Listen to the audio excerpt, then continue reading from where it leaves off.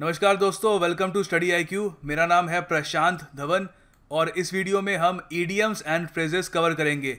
ये आपके SSC CGL और CHSL एग्ज़ाम के लिए काफ़ी हेल्पफुल होगा। हमारा फोकस रहेगा प्रीवियस ईयर क्वेश्चंस पर। ये ऐसी पहली वीडियो है। मैं ऐसी ही वीडियो फ्रेजल वर्ब्स के लिए और बाकी ईडियम्स एंड फ्रेजेस के लिए जो प्रीवियस एग्जाम्स में आ चुके हैं के लिए लाता रहूँगा in the coming weeks.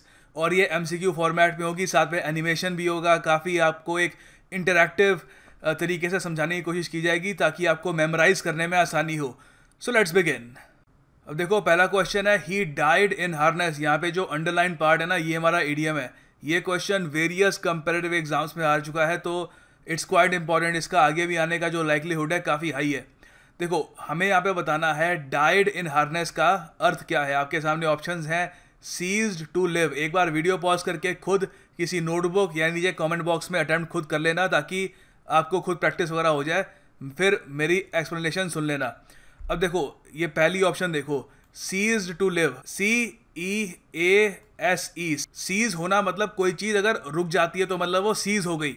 For example, अगर आप ये कहना चाहते हो कि डायनासोर्स आज से कई हज़ारों साल पहले विलुप्त हो गए, तो आप कैसे कहोगे? आप कहोगे dinosaurs ceased to exist. Exist EXIST। Exist का मतलब होता है वजूद में होना, मतलब कोई वजूद होना। सीज्ड टू एग्जिस्ट मतलब उनका जो वजूद था वो रुक गया, इट एंडेड, क्या एक तरीके से आप कह सकते हो। तो अगर आप कहना चाहते हो कोई भी चीज़, अगर कोई एक स्पीशीज अगर विलुप्त हो गई, तो आप कह सकते हो that species ceased to exist. ये इंसानों के लिए हम यूज़ नहीं करते। सीज्ड टू लिव बहुत कम, एक बहुत ही ऑड सा लगता है सुनने में। तो खैर, ये इसका मीनिंग हो गया। Died of a disease, simple सा है, किसी बीमारी की वजह से मर गया। फिर है डाइड फॉर हिज कंट्री, मतलब देश के लिए मर गया। फिर है डाइड वाइल वर्किंग, काम करते करते मर गया। तो देखो, यहाँ पर सही उत्तर होगा डाइड वाइल वर्किंग। देखो, यहाँ पर डाइड इन हार्नेस का थोड़ा आपको मीनिंग और समझाता हूँ। तो इसका मतलब होता है to die while actively working और स्टिल ऑफ द एज और physical condition to do so. मतलब कि रिटायरमेंट से पहले मरना, एक ऐसी एज में मरना जब आप काम कर रहे थे या आप काम करने योग्य थे।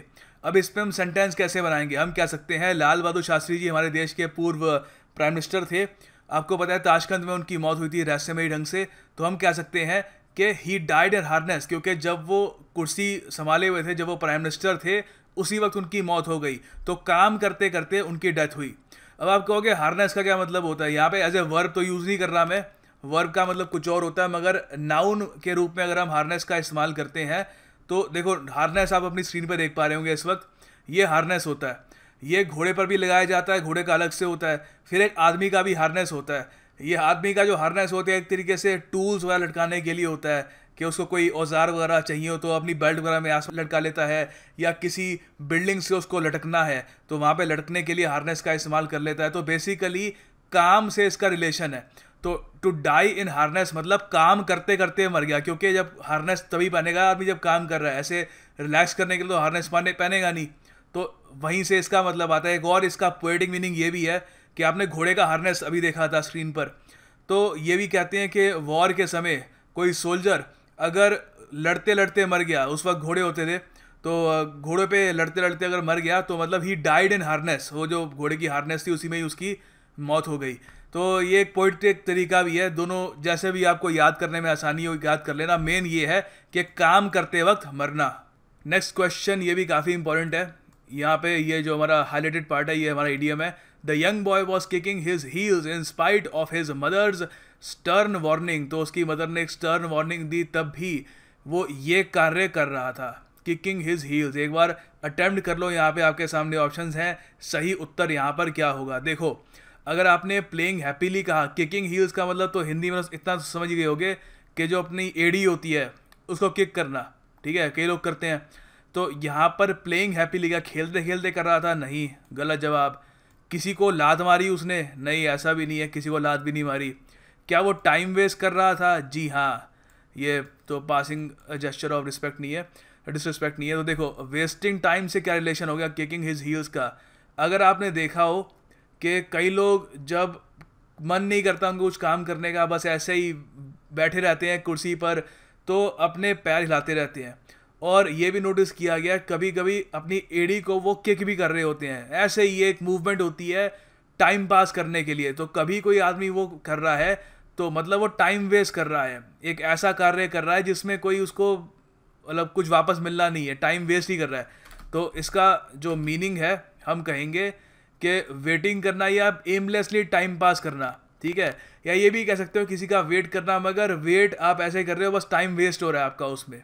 अब आप इसमें ये सेंटेंस आप बना सकते हो, I kicked my heels for hours even though I could have studied. कई बार स्टूडेंट्स करते हैं, उनको पढ़ना होता है तब भी वो टाइम वेस्ट करते रहते हैं। तो हम इडियोमेटिकली हम उसको कह सकते हैं they are kicking their heels, ठीक है। अगला सवाल है a hard nut to crack. ये SSC CHSL 2012 में आया था। ये कुछ यहाँ पे सेंटेंस नहीं है, ये पूरा का पूरा यहाँ पे ये इडियम है। आपको बताना है इसका अर्थ क्या है। A foolish search, a difficult problem, an easy question या एक्सपेंसिव थिंग। तो देखो यहाँ पर जो पहला जो ऑप्शन है ये गलत है, सेकंड ऑप्शन सही है। अ डिफिकल्ट प्रॉब्लम, एक मुश्किल सी एक प्रॉब्लम। अब हार्ड नट टू क्रैक का क्या मतलब हो गया? क्रैक करना मतलब आपको ये तो पता ही होगा, तोड़ना। अब नट होता है एक ऐसा कोई ड्राई फ्रूट जिसके आसपास एक कवच हो, इस टाइप का एक शेल हो, इंग्लिश में कहते हैं शेल। तो हार्ड नट हो गया, हार्ड नट टू क्रैक मतलब एक ऐसा कवच उसका बहुत ज़्यादा स्ट्रॉन्ग है और आपको दांत या जो भी आप उसको पटक रहे हो बहुत ही मुश्किल से आप उसको तोड़ पा रहे हो। तो इसलिए इसको रिलेट किया गया है एक ऐसी प्रॉब्लम से जिसमें आपको बहुत ही ज़्यादा दिमाग लगाना पड़ रहा है उसको सॉल्व करने में। तो मान लो कि कल को आप कोई मैथ का क्वेश्चन कर रहे हो, आपका दोस्त आता है पूछता है हुआ ये क्वेश्चन, तो आप कह सकते हो no this question is a hard nut to crack, एक डिफ़िकल्ट प्रॉब्लम है सॉल्व करने के लिए। और ये जो इसका सेंटेंस मैंने यहाँ पे बनाया है, origin of the universe is a hard nut to crack for astrophysicists. तो origin of the universe, big bang theory, उसके बारे में लोग कई कहते हैं अच्छा चलो बिग बैंग थ्योरी से धरती बनी, दुनिया बनी। तो बिग बैंग थ्योरी के पहले क्या था? तो एक जो एग्जिस्टेंस है कि हमारा जो ब्रह्मांड है वो वजूद में कैसे आया, वो एक बहुत ही मुश्किल, एक डिफ़िकल्ट प्रॉब्लम है सॉल्व करने के लिए। So it is a hard nut to crack. अगला क्वेश्चन बहुत इंटरेस्टिंग है, काफ़ी ज्ञान भी है इस पूरे क्वेश्चन में, विजडम वाला ज्ञान। देखो SSC CGL 2012 में आया था ये, पहले आपके लिए पढ़ देता हूँ। If you want to be happy, अगर आप खुश रहना चाहते हो तो यहाँ पे फिर हमारा इडियम आ जाता है cut your coat according to your cloth. Okay, तो यहाँ पे ये आपके लिए ऑप्शंस हैं, वीडियो पॉज करके अटैम्प्ट जरूर करना। Be honest in your dealings, work according to your capacity, live within your means, या डोंट बी टू एम्बिशियस। यहाँ पे करेक्ट आंसर होगा c, live within your means. इसका मतलब जितना आप कमा रहे हो, जितने आपके पास रिसोर्सेज हैं, उन्हीं लिमिट्स में रहना। क्योंकि ये पूरा सेंटेंस ये कह रहा है अगर खुश रहना चाहते हो तो जो रिसोर्सेज अवेलेबल हैं उसमें ही अपना काम चलाओ। ज़रूरत से ज़्यादा अपनी जो आपके पास एबिलिटी नहीं है अभी, उससे वो काम अभी मत पकड़ो, उससे आप खुश नहीं होगे, ठीक है। तो ये आपके लिए मैं यहाँ पे एक प्रॉपर मीनिंग भी दे रही है। कुछ ऐसा काम अंडरटेक करना जिसके लिए आपके पास पैसे ना हो और ना ही आपके पास एबिलिटी हो। तो अब मान लो कि कोई आदमी है, उसकी टांग में प्रॉब्लम है, चल नहीं पाता ढंग से, वो कह दे कि मैं रोज़ सुबह सुबह जिम करूँगा और ये लेग एक्सरसाइज वगैरह खूब सारी करूँगा, तो हाँ सुनने में ठीक है, लग रहा है कि, मगर वो इवेंचुअली उसको चोट लग जाए और उसको दर्द होना शुरू हो जाए, तो आप यही कहोगे cut your coat according to your cloth. जो अवेलेबल आपके पास अभी एबिलिटी है, जो आपके पास पैसा है, या मान लो कोई आदमी है जिसके पास बस 35,000 के आसपास की उसकी सैलरी है मंथली, वो 90 लाख रुपए का लोन लेके बैठ जाए, तो क्या वो खुश रह पाएगा? नहीं रह पाएगा। So it is important to cut your coat according to your cloth. जो कोट पहनना चाहते हो, जो अवेलेबल कपड़ा है ना, उसी के अकॉर्डिंग करो। ये नहीं कि कोट मैं बहुत बड़ा सिलवाऊंगा, कपड़ा बहुत कम है, तो खुश कैसे रह पाओगे? तो इस पर मैंने एक और सेंटेंस बनाया है कि मैं तो चाहता हूँ कि वीडियो गेम से बहुत ज़्यादा पैसे खर्चूँ, मगर अभी के लिए मेरे पास पैसे नहीं है। तो मैं इसको एक सबटल वे में कैसे कहूँगा? मैं कह सकता हूँ but then I have to cut my coat according to my cloth. मैं चाहता तो हूँ कि ये इसमें पैसे खर्चूँ, इसमें पैसे खर्चूँ, मगर जितने मेरे पास रिसोर्सेज हैं उन्हीं में मुझे काम चलाना होगा। ये काफ़ी अच्छा है, SSC CGL Tier 2 में आया था ये question. Fresh out of college, Ram found it difficult to get a job as he was wet behind the ears. तो आपको यहाँ पर ये जो हाईलाइटेड पार्ट है, वेट बिहाइंड द ईयर्स, ये हमारा ईडीएम है, आपको इसका अर्थ बताना है। तो देखो यहाँ पर जो इसका आंसर है वो अनहेल्दी नहीं है ना इररिस्पॉन्सिबल है, ये है इनएक्सपीरियंस्ड। एक्सपीरियंस की कमी होना मतलब इनएक्सपीरियंस होना, ठीक है। अब यहाँ पे आप इसका मीनिंग दे सकते हो कि इनएक्सपीरियंस होना या नाइव होना भी आप कह सकते हो, नौसिखिया होना। अब आप कहोगे वेट बिहाइंड द ईयर्स, ये मतलब कानों के पीछे गीला होना, ये क्या मतलब हो गया? देखो ये माना जाता है, ये देखा भी क्या है कि जब कोई बच्चा पैदा होता है, चाहे जानवर का हो आदमी का हो, तो उस पर काफ़ी लिक्विड वगैरह लगा होता है, मगर जो लिक्विड धीरे धीरे ड्राई अप होता है उसमें से सबसे जो आराम से जो ड्राई अप होता है वो कान के पीछे होता है। तो इसलिए कहते हैं कि अगर किसी के कान के पीछे अगर जो एरिया है वो अभी भी गीला है तो मतलब वो अभी अभी पैदा हुआ है, मतलब कि इनएक्सपीरियंस्ड है, अभी अभी दुनिया में आया है। तो इसलिए ये जो ईडियम है ये इसका ओरिजिन है। तो हम इस पे सेंटेंस बना सकते हैं कि जॉन अभी बहुत ही यंग है जॉब लेने को, इस तरीके की जॉब करने को। वो he is still wet behind the ears, मतलब कि अगर मैं कहना चाहता हूँ वो इनएक्सपीरियंस्ड है तो मैं कहूँगा he is wet behind the ears. ये बहुत ही इंटरेस्टिंग क्वेश्चन है, ये भी टियर 2 का ही है, अच्छे लेवल के क्वेश्चन है यहाँ पे। We wanted the gift to be a surprise for my mother but my sister gave the game away. ये है हमारा ईडियम जिसका हमको उत्तर पता करना है। देखो एक बार अटैम्प्ट जरूर कर लेना वीडियो पॉज करके।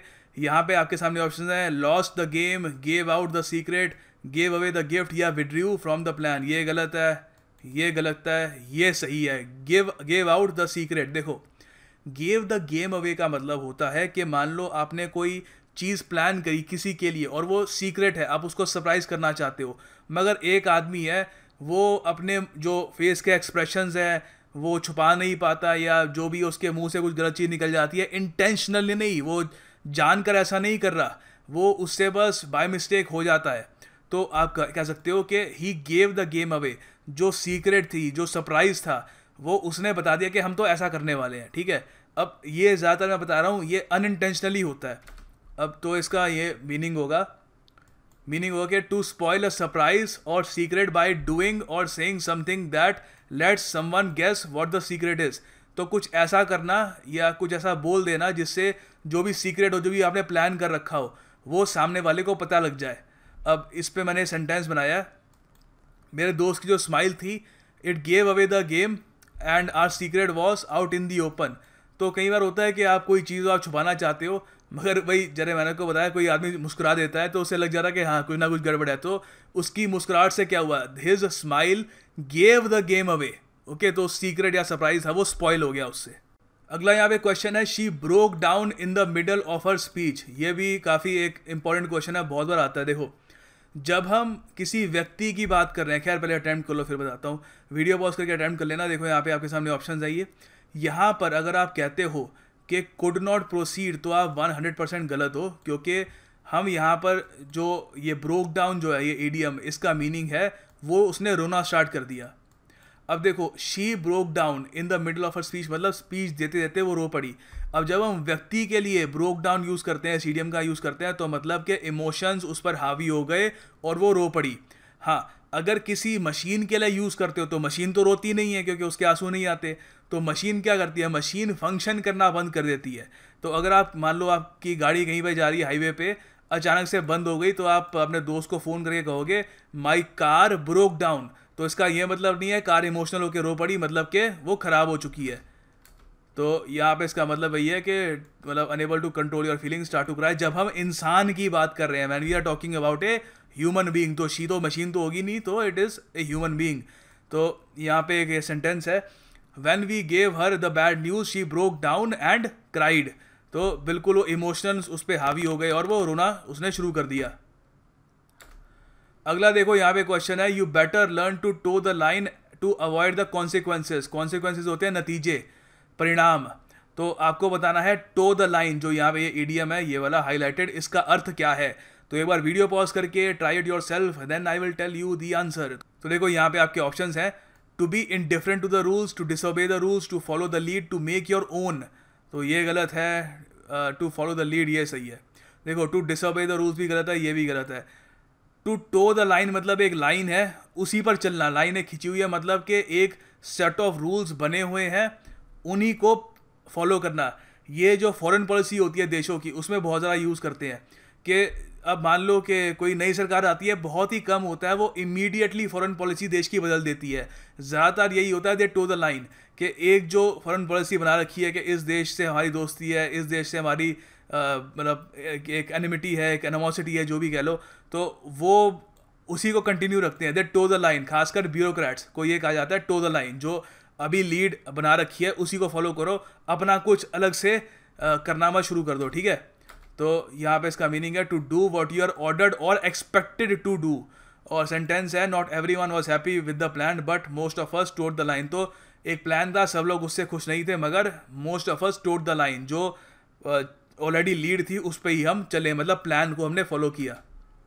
अगला यहाँ पे क्वेश्चन है he is leaving the USA for good. बहुत ही इंटरेस्टिंग क्वेश्चन है, कई लोग गलत करके आते हैं, बट इस वीडियो को देखने के बाद आप ये गलत नहीं करोगे। देखो, अब कई लोग इसको पढ़ेंगे और कहेंगे he is living the United states of America for good. इसका मतलब क्या हो सकता है? ऑप्शन है आपके, हमने अर्जेंटली लीव कर रहा है यूएसए, परमानेंटली लीव कर रहा है यूएसए, सबकी भलाई के लिए लीव कर रहा है यूएसए, या इमीडिएटली ये लीव कर रहा है यूएसए। तो सबकी भलाई के लिए तो बिल्कुल भी नहीं है। लोग कहते हैं फॉर गुड लिखा है तो शायद किसी की भलाई के लिए कर रहा होगा, गुड मतलब अच्छा, तो ऐसा नहीं है। जब हम फॉर गुड कह रहे हैं तो मतलब परमानेंटली। तो आपको इसका मतलब बता देता हूँ। फॉर गुड जो ईडीएम है इसका मतलब होता है फॉर एवर, परमानेंटली। तो देखो यहाँ पे 2 सेंटेंस बनाए हैं मैंने। I finally left home for good, मैंने हमेशा के लिए घर छोड़ दिया। दूसरा सेंटेंस यहाँ पे ये भी है, she left her husband for good, मतलब जो उसका पति था उसने हमेशा के लिए उसको छोड़ दिया। टेम्परेरीली नहीं छोड़ा, परमानेंटली, फॉर एवर उससे तलाक ले लिया, ठीक है। So this is for good. And this is the end of the video. उम्मीद करता हूँ वीडियो आपको पसंद आई होगी। काफ़ी इसमें एक्स्ट्रा एफर्ट गया है आप तक ये वीडियो एंटरटेनिंग तरीके से पहुँचे उसके लिए। एंड ऐसे आपको और ईडियम्स एंड फ्रेजेस की वीडियो चाहिए तो मैं ये पसंद करूँगा कि आप कमेंट बॉक्स में लिखें उन ईडियम्स को जो आप चाहते हैं मैं कवर करूँ, क्योंकि मैं काफ़ी हद तक आपकी बात सुनता हूँ और मैं चाहता हूँ हम लोगों के बीच में एक कनेक्ट रहे, एक स्टूडेंट टीचर वाला। इवन दो हम लोग माइल्स अपार्ट हैं या शायद बहुत ज़्यादा दूर हैं, तो आप नीचे ईडियम्स एंड फ्रेजेस जो आप चाहते हैं मैं कवर करूँ नीचे लिखिएगा और मैं अगली वीडियो में वो कवर करूँगा। एंड वीडियो को लाइक ज़रूर करिएगा अगर वीडियो आपको पसंद आई, और वीडियो को शेयर भी करिएगा ताकि बाकी लोगों को इस वीडियो का जो बेनिफिट है वो मिल पाए। And that is the end of the video. Thank you for watching. I will see you soon.